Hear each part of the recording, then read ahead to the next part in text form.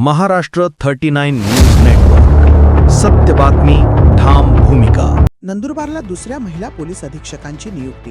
अश्विनी सानप यांच्यावर जबाबदारी. नंदुरबार जिल्ह्यात पोलीस प्रशासनात महत्त्वाचा बदल झाला असून जिल्ह्याला दुसऱ्यांदाच महिला पोलीस अधीक्षक लाभले आहेत.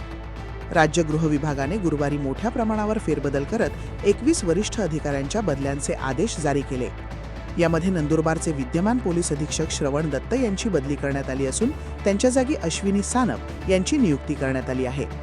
अश्विनी सानप यापूर्वी पुणे येथे लोहमार्ग पोलीस अधीक्षक म्हणून कार्यरत होत्या.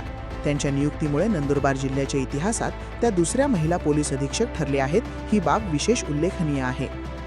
दरम्यान मावळते अधीक्षक श्रवण दत्त यांची मुंबई येथे अप्पर पोलीस महासंचालक विशेष कृती कार्यालयात स्टाफ ऑफिसर म्हणून नियुक्ती करण्यात आली. जानेवारी 2024 पासून त्यांनी नंदुरबार जिल्ह्यात प्रभावी आणि उल्लेखनीय सेवा बजावली. आता नव्याने नियुक्त झालेल्या अश्विनी सानप यांच्या नेतृत्वाखाली जिल्ह्यातील कायदा व सुव्यवस्थेची धुरा कशी सांभाळली जाईल याकडे सर्वांचे लक्ष लागले आहे.